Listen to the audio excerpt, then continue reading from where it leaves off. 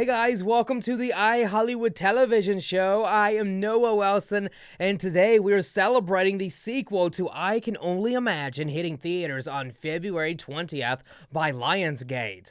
After the breakout success of the song I Can Only Imagine, MercyMe's Bart Millard, played by John Michael Finley, is living the dream, sold out arenas, a devoted fan base, and a thriving career. But behind the spotlight, Bart's past threatens the family he's built, especially the fragile bond with his son Sam, played by Sammy Dell. Here is what the crew had to say about how the story continues with I Can Only Imagine 2.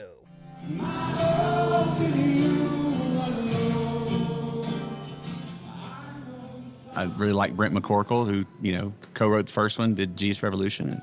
He's the writer and director on this. And so Brent and I got together, and he goes, well, just tell me where the song came from. And once I did, Brent realized, man, that's the story. And he goes, and wouldn't it be insane if we brought characters back and everybody kind of played their roles again? And I guess kind of like a sequel. And then when we told Andy, he goes, no, it is a sequel. And then went to Lionsgate and had this big presentation on a Zoom meeting, and 10 seconds in, they were grinning, said, it's a yes. And we're like, well, we have this flannel graph and PowerPoint presentation. And here we are, we're doing it. At every stage, we wanted to feel designed as to break the world that we finished in the first movie and then heal it in a much more satisfying way. And so there's beautiful symmetry in this film to tell Bart's story. So like the first movie was a beautiful redemption story about this journey between a son towards his father. And it's really about Bart coming to terms with his abusive father as he's passing away, and that inspiring the song that he writes. And so the result of that journey was hope. This movie, the symmetry was really about that it was a story of a father towards his son. So in this movie, Bart is really struggling with his own son because of circumstances that are out of their control. And really we break that world. And so he's really trying hard to kind of reconnect with his son and try to heal their journey. So it's a story that is a father towards his son, and the result of the journey is gratitude. This movie goes deeper because there will be storms, there will be fires, there will be tragedies. You don't get happiness every day in this reality. What you can have, though, is peace and gratitude. And so I think this one dives deeper into that idea of what is true spirituality, what is true faith, what is true belief, because true faith and true belief doesn't take you to happiness, it takes you to peace and gratitude. And I feel like this movie takes us into a much deeper plane of what it is to have faith and to have beliefs in something bigger than you. And so yeah, I think this movie is important because of its themes, and its themes are trusting, even in the fires, even in the storms, and having gratitude through all of the hard parts of your life, not just the fun, blissful parts. Bart and I do life together, so we kind of do a lot of things. We've always dreamed, like, what fun things can we just do together in life? And our families hang out all the time, and we go on trips or whatever. But this was a little different because they wanted to do this movie. Other people wanted to do this movie and tell arbitrary stories of like some of the fans of this song, their stories. And everybody was saying, no, let's not do that. And somebody finally came to Bart, you'll hear more of the story, and said, what if we told your story, and what if we told Tim and Hillary's story? And so that got everybody excited, and we thought, yeah, let's tell a beautiful story. Yeah, we have a policy at Kingdom that best idea wins. So it's not about ego. It's not about, it's like the old Ronald Reagan quote, it's amazing what you can accomplish when you don't care who gets the credit. The first movie is a father and son relationship, and the redemption story about an abusive dad that changed. And I think one of the bigger reasons I got behind or excited about making this movie was, it's in a sense this movie is now I'm the dad with my son, and I'm a dad that's trying to get everything right. I'm not an abusive father. I'm the opposite of my dad, but trying to be dad of the year. Ultimately, there's still issues between me and my son. It's about my son being a diabetic and me being more of a doctor than a parent sometimes, and all of our conversations were check your blood sugar, don't eat this or whatever, and not realizing the strain it had on him. I think people will be able to relate to the idea that, you try to get it right, you might get it wrong, but we're not as far apart as you think, and we're just trying to be parents. The first time I met Tim Timmons, we were at a writer's retreat together. And I went over to shake his hand, and he noticed my tattoo, and he's like, "Why do you have an X on your wrist?" I was like, "I don't know. Why do you have an X on your wrist?" And I got this for a completely different reason, but when he told me his story about why he draws an X on his wrist, that was the first conversation that Tim and I ever had in our entire lives. He feels the sand of time clicking through his hourglass every day like we don't. And so every day he gets up and he gets out a Sharpie and he makes a new X on his wrist. And that new X is a prayer up to God that says, "I get this day. It's not promised to me. I don't deserve it. I didn't do anything to have this day, and yet here I am, so thank you." And that's what that X means to him every morning. I write this X on my wrist just every day. It's not a tattoo. I literally have to put it on my wrist because it's a practice. Like, I have a choice today to join Jesus because he woke me up again. And so today I will join Jesus in his work and not like tell him to come in mine, but I get to join him in whatever he's doing. I get to join Jesus. This is a reminder for me that I woke up again today, that I got another day. And tomorrow, if I wake up again, I will write it again. And then it's another part of the reminder is for me just to join Jesus in my day. I don't need to like work for him or try to do cool things for him. I just hang out with him as if he's at work in the world, and I get to love people with his heart. So this is like one of the biggest things that I hope people take away is what would it look like for us to just be grateful for another day and actually practice the ways of Jesus in our lives.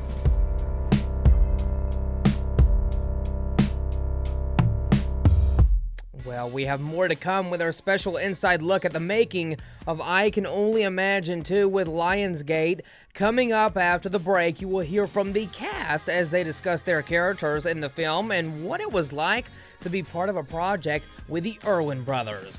That is next, right after this quick break.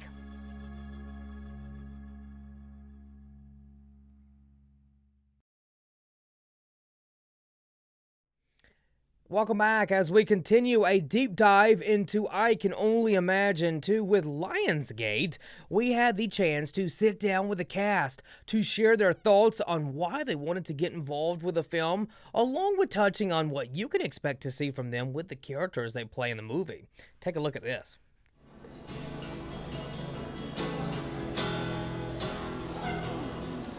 I'll always say it's very rare as an actor to get to do a true story. It's even more rare to get to do a true story about a real person, and even more rare about someone who's still alive. And, Bart's still healthy and kicking, so we get to share those moments together. In the first film, I played the son, the grieving son, the lost son, looking for something, looking for connection, and finally finding it, and then just being heartbroken when that's taken away from him. Those emotions and feelings inspired him to write a song. This time around, I get to be the dad, and it changes everything.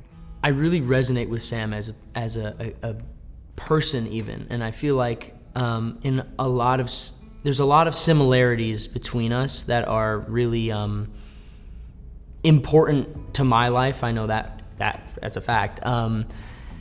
That like I really resonate with the story and his connection with his dad and how that can affect. I mean, I think a lot of people can, especially from like a son to a father, when your dad has so much when your father has expectation on you in general. It's very it can be hard for sure it can be hard, but I think that's one of the most human things that you feel as with that like connection. Like I want to make you proud of me really bad, and I feel like Sam, especially through the film, really wants that but misses it sometimes. It's the miss of connection, I feel. When we meet Shannon in the first movie, who was portrayed beautifully by Madeleine Carroll, she is in college, as you guys would call it. And so we kind of pick up a little bit where we left off in that we see a bit of younger Shannon. She's a new mother. And she and Bart, we see their relationship as we left it, where it's kind of like a puppy love phase. And then we have a 10-year jump. So it was really fun to play the difference in that. And obviously in that jump, a lot has happened to them individually and as a couple. And it was a gift really to be able to play the change from Shannon as a young mother to Shannon as a mother of 4, older. Her eldest son is going through so much. He's got type 1 diabetes, which is rare and hard to deal with, and she's also trying to let everybody be free and do their thing, but also keep the nest together. So she's really having to trust Bart and Sam to kind of look after themselves, but she's kind of just trying to keep the family together and be the rock. We kind of have that unspoken connection. Nothing needs to be said, yet we can agree on Everything. Like, we're going to say the same word. 1, 2, 3. Yes. Cardboard. She agreed that Yeah. You can't fake these connections.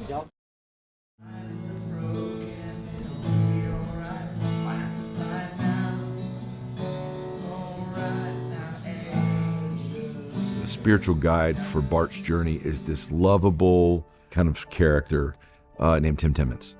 And he's struggling to write this song called Even If, and he can't figure out how to finish it. And that becomes kind of the catalyst for the story that we're telling. And he becomes this guide for Bart to try to reconnect with his why, his purpose.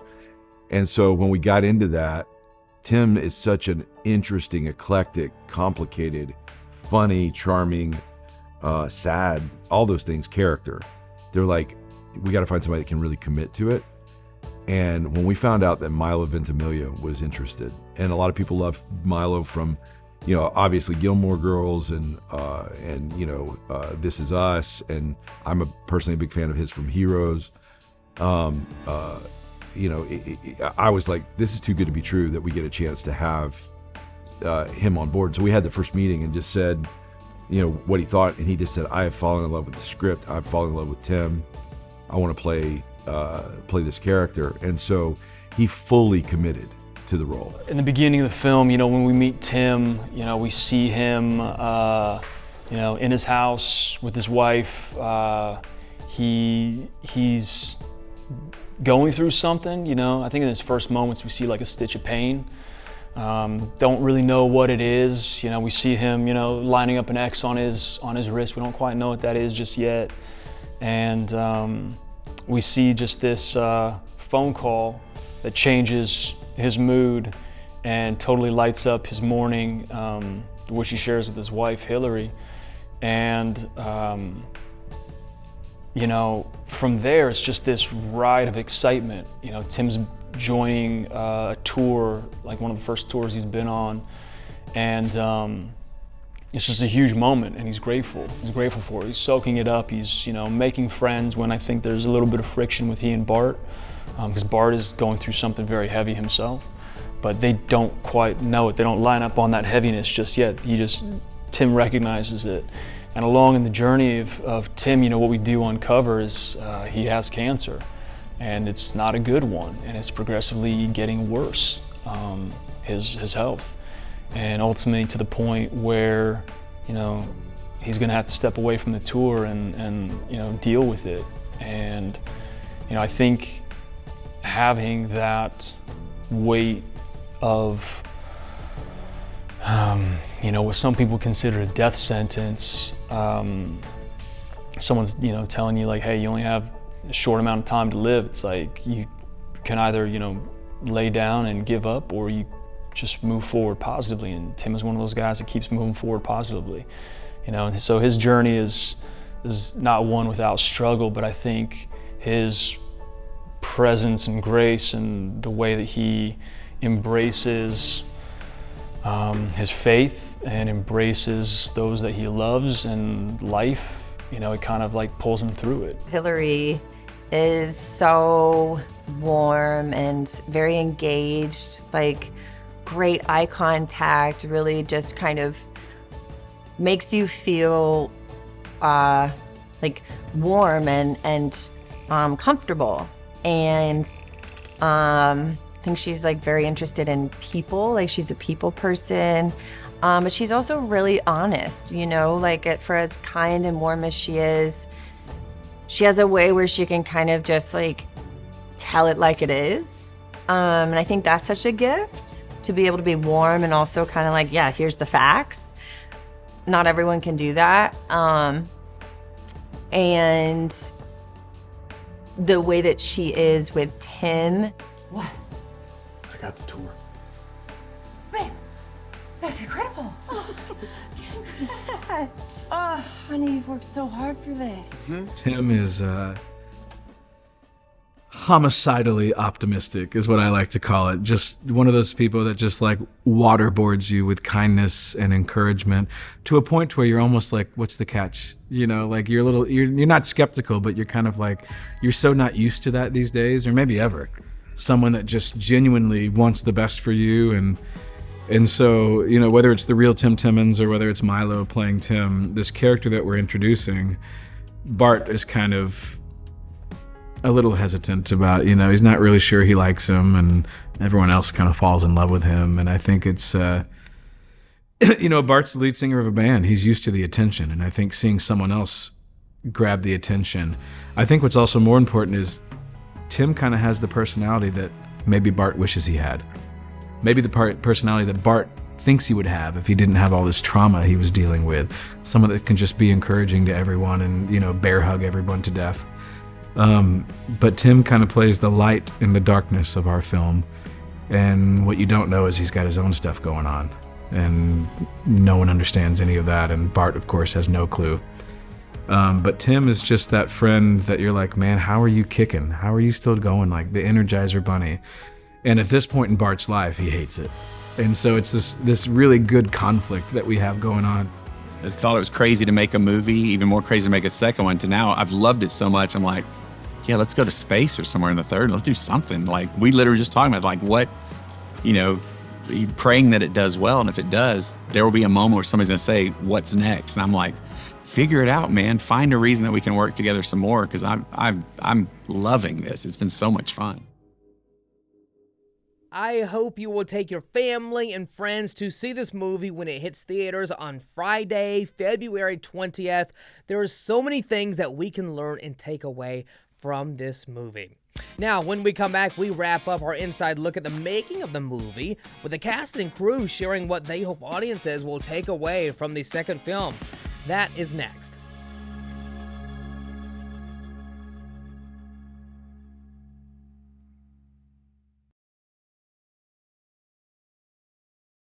Welcome back, guys. Well, as we are taking the half hour to share with you a behind-the-scenes look at I Can Only Imagine 2, we wrap up our conversations with the cast and crew as we hear from their perspective on what they really hope audiences will take away from the movie. And here is what they had to share with us here at iHollywood TV. That is a picture wrap on Dennis Quaid. Woo!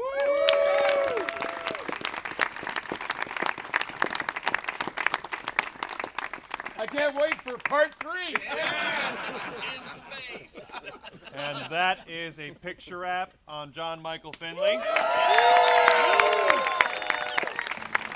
You can't hear I Can Only Imagine and not be touched and think of yourself.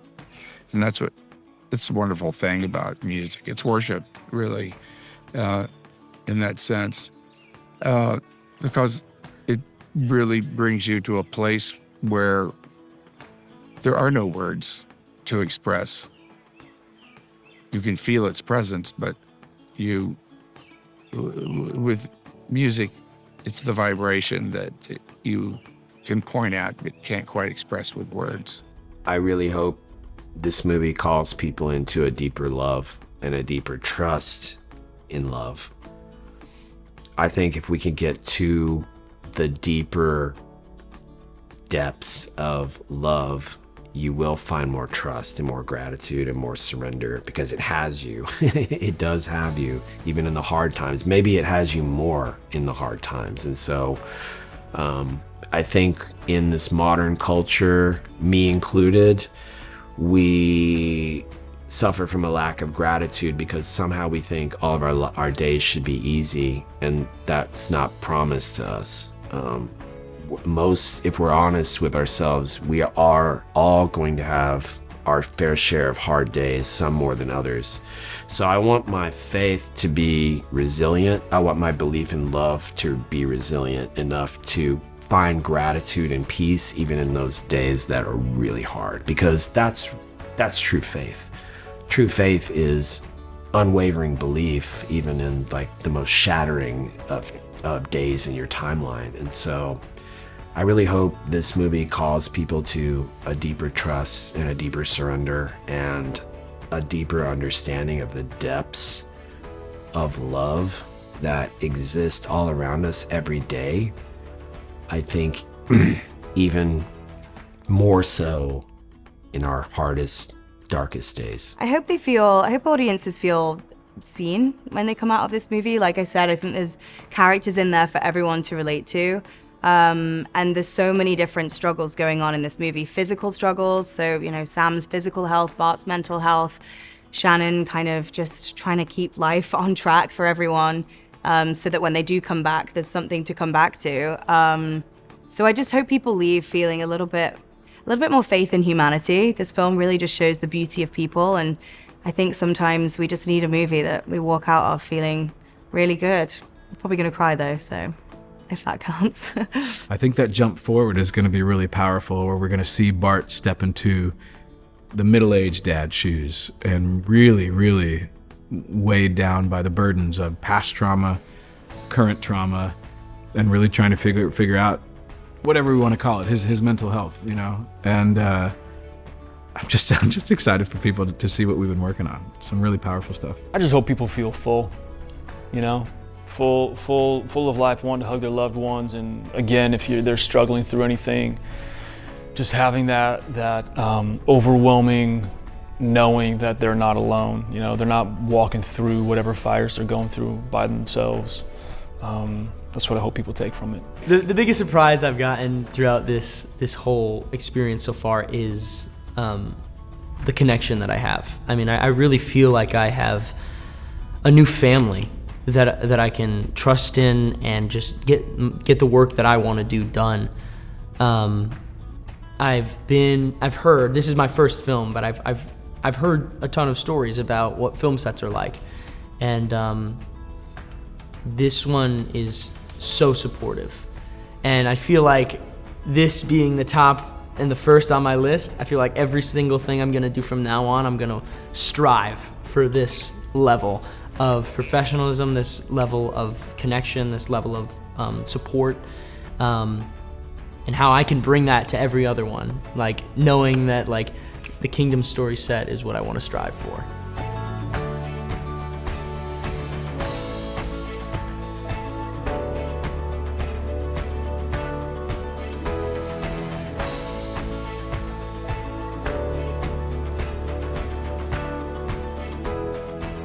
This is gonna be such a great movie. I cannot wait to go see it in theaters myself. Be sure to grab your tickets and go see the movie this weekend. You can always now catch up on the first movie, I Can Only Imagine, streaming here on YouTube or Google Play Movies, Amazon Prime Video, Apple TV, and so much more. You got a variety to watch the first one, and we will be right back in a moment. Thank you all for joining me for the half hour to take a deep dive into how they made I Can Only Imagine 2. We appreciate Lionsgate for bringing us yet another great movie to the big screen. And if you are going to see I Can Only Imagine 2 in theaters this weekend, comment and let us know your thoughts on the movie and how it has impacted or touched you in some sort of way. We will see you back in the next episode. Make it a great day, everyone. Thank you all for watching. Bye-bye.